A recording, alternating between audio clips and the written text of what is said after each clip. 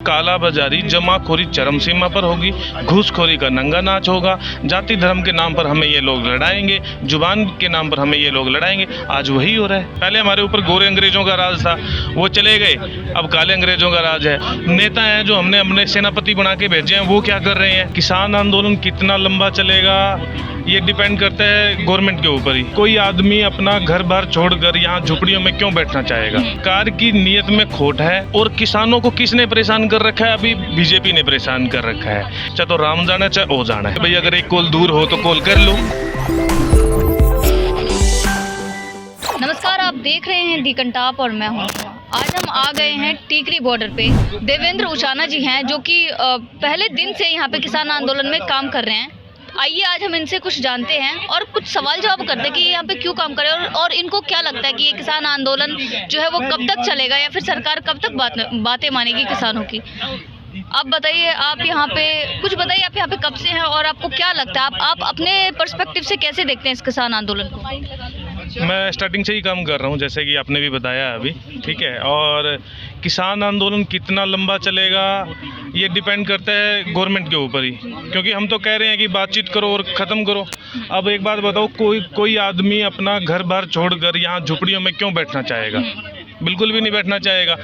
सरकार बात करे, ख़त्म करे, लेकिन सरकार की नीयत में खोट है और सरकार की मंशा बिल्कुल ख़राब है। वो बात ही नहीं करना चाहते और बात करते हैं तो इधर उधर की बात करते हैं, मुद्दे पर बात नहीं करते। आप एक बात बताओ, इस देश के अंदर संसद, लोकसभा, राज्यसभा सब टीवी पे लाइव चलता है। हमारी जितनी मीटिंगें हुई वो मीटिंग बंद कमरों में होती हैं। अब लाइव करो, दूध का दूध और पानी का पानी सबके सामने हो जाएगा। सबको पता चल जाएगा कि क्या सरकार क्या कर रही है। हमारे जो नेता हैं जो हमने अपने सेनापति बना के भेजे हैं वो क्या कर रहे हैं, क्लियर हो जाएगा सब कुछ। और रही लंबा चलने वाली बात, अगर सरकार नहीं मानती तो किसान बिल्कुल तैयार है। आपने यहाँ पर बॉर्डर पर घूम के भी देखा है और यहाँ पर हमारे चाक चौबंद भी आप लोगों ने देखे हैं, तो हम पीछे हटने वाले नहीं हैं। तीनों काले कानून वापस होने चाहिए, एमएसपी पर गारंटी का कानून बनना चाहिए। लेकिन इसके साथ साथ अभी नौजवान जो है, जो युवा है, उसकी मन की स्थिति ये है, उसकी भावना ये है कि इन सब के साथ साथ गद्दी परिवर्तन भी होना चाहिए, एक व्यवस्था परिवर्तन भी होना चाहिए। हमने सरकारें बदल कर देखी हैं, कांग्रेस का भी राज रहा, बीजेपी का भी राज रहा और भी कई सारी पार्टियां राज करके गई। तो कहीं ना कहीं जाके है ना, ये सारे एक तरह से काम करते हैं, जिसको हम लोकल भाषा में बोलते हैं काले अंग्रेज। पहले हमारे ऊपर गोरे अंग्रेजों का राज था, वो चले गए, अब काले अंग्रेजों का राज है। आपने मेरा स्पीच अगर सुना हो आज, तो मैंने स्पीच में भी यही बात बोली थी। भगत सिंह जी ने जब हिंदुस्तान रिपब्लिक एसोसिएशन में ज्वाइन होने के लिए गए तो बिस्मिल जी से वार्तालाप हुई। बिस्मिल जी उनसे बातचीत कर रहे थे, भाई आप क्यों आना चाहते हैं। तो भगत सिंह जी ने कहा था कि आज़ादी तो हमें मिल जाएगी, इसमें शंका नहीं है, लेकिन बात यह है कि आज़ादी हमें किन शर्तों पर मिलेगी। सबसे इम्पोर्टेंट चीज़ क्या है कि हमें आज़ादी किन शर्तों पर मिलेगी। अगर आज़ादी हमें अपने तरीके से नहीं मिली तो आज़ादी के वर्षों बाद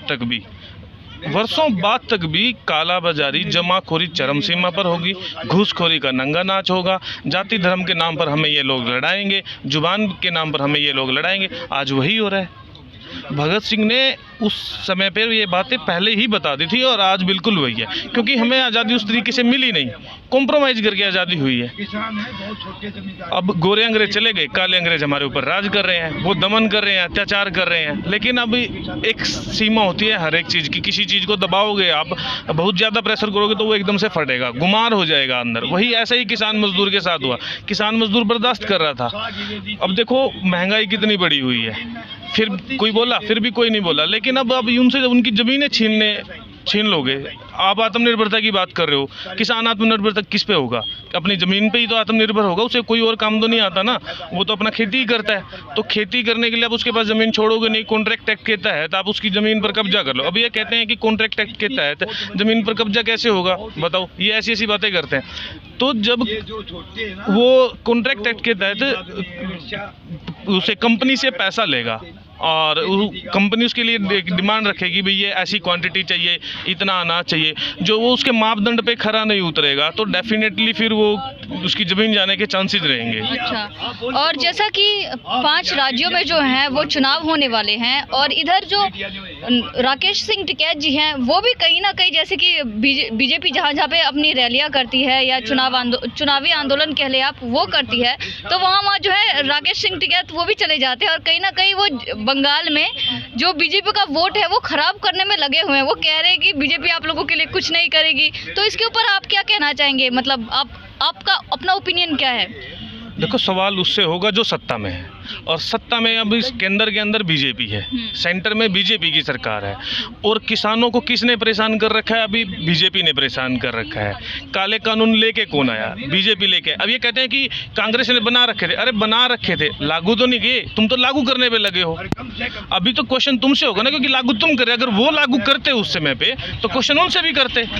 आज तुम सरकार में हो, इसलिए तुमसे क्वेश्चन कर रहे हैं, तुम लागू करना चाह रहे हो इनको। तो इसलिए राकेश टिकैत जी किसानों का नेतृत्व करते हुए हर जगह पे ये मैसेज दे रहे हैं कि 5 राज्यों में जहां पर इलेक्शन हो रहा है कि बीजेपी सरकार जो है वो किसान का दमन कर रही है, और आप बीजेपी को छोड़कर किसी मर्जी को वोट दो। हम किसी पर्टिकुलर कैंडिडेट का, किसी पर्टिकुलर पार्टी का सपोर्ट नहीं कर रहे। किसी मर्जी को भी वोट दो, काले चोर को वोट दो, नोटा दबा दो, पर बीजेपी को वोट मत दो। अच्छा, हाँ। और कुछ जो विपक्षी दल है वो ये कह रहे हैं कि एक तरफ तो किसान आंदोलन चल रहा है, और दूसरी तरफ उसी किसान आंदोलन में जो राकेश टिकैत जी हैं वो कहीं ना कहीं अपनी दाल गलाने में लगे हुए हैं। मतलब ऐसा कहा जा रहा है कि वो कहीं ना कहीं एज अ लीडर, या फिर देखा जाए कि एज अ सीएम वो उभरने की कोशिश कर रहे हैं। उनको भी अपनी उनको भी राजनीति में, कहीं ना कहीं उनको भी राजनीति में आना, इसलिए वो अपनी जो है वो पकड़ बना रहे हैं, वो अपनी टीम तैयार कर रहे हैं। तो इस पर आप क्या कहेंगे? देखो, आप, मैं इतना ही कहना चाहूँगा, आप इतिहास उठा के देखो, आंदोलनों से राजनीतिक नेता बहुत कम पैदा होते हैं, ना के बराबर होते हैं। आंदोलन एक अलग चीज़ है और राजनीति एक अलग चीज़ है। आज लोग उनके साथ हैं क्योंकि वो उनके आवाज़ उठा रहे हैं, उनकी आवाज़ को बुलंद कर रहे हैं। कल वो राजनीति में जाएंगे तो उनके साथ कितने लोग होंगे वो हम कुछ नहीं कह सकते, आप कुछ नहीं कह सकते, वो समय बताएगा। और अगर वो किसी मंशा से काम कर रहे हैं तो देखो, हम वो वही जाने या परमात्मा जाने। हम हरियाणा में देसी भाषा में बोलते हैं, चाहे तो राम जाने चाहे ओ जाने। तो यानी या तो परमात्मा जानता है उसके मन की बात, या वो खुद जानता है, हमें कुछ नहीं पता। हमारे लिए वो आज तक भी हमारे सेनापति हैं, और हमारे किसान नेता हमारा नेतृत्व करते हैं, हम उनका सम्मान करते हैं, और वो हमारे किसान मजदूर के हक की बात को उठा रहे हैं। और आपको क्या लगता है कि मतलब 11वें दौर की बात तो कहीं ना कहीं देखा जाएगा तो अभी तक असफल ही रही है। 12वें दौर कब होगा? और जो आपकी 26 तारीख को जो भी योजनाएं हैं आपकी, तो उस बारे में आप क्या कहना चाहेंगे? 12वें दौर की बात पे फिर वही बात आती है। तो आपने थोड़े दिन पहले सुना भी होगा, मीडिया में चला, मोदी ने कहा कि मैं एक कोल दूर हूँ। हाँ। और उसका काउंटर भी किया हमारे लोगों ने, हमारे किसान नेताओं ने, भैया अगर एक कोल दूर हो तो कॉल कर लो। और उनकी कॉल जो है कहीं ना कहीं वो रॉन्ग नंबर बार बार बता रहे हैं। रॉन्ग नंबर तो ऐसे ही बताता है। तो मतलब बात मनसा पे आती है, घूम फिर के बात करेंगे क्या? मुझे ये तो बताओ, अगर कुछ बात होती है, अगर करने लायक कोई बात होती तो 11 मीटिंगें हो गई हैं, 11 दौर की बार तो हो गई है। वो ऐसे थोड़ा ना सफल होती। बंगाल में गए, बात तो वही है, क्योंकि 12वें दौर की मीटिंग होगी, फिर हमारा कोई नया मुद्दा थोड़ा ना आ जाएगा। हम तो फिर से वही कहेंगे कि तीनों काले कानून रद्द कर दो, MSP फिर कानून बना दो। वो अमित शाह जी सीधा सीधा मना कर चुके हैं, भाई हम ऐसा MSP पर गारंटी का कानून नहीं बना सकते, और मेन चीज़ MSP का गारंटी का कानून नहीं है। तो मैं हूं नेहा और मेरे साथ है कैमरामैन प्रफुल्ल। आप देखते रहिए दी कंटाप चैनल। ऐसे ही अपडेट्स के लिए शुक्रिया।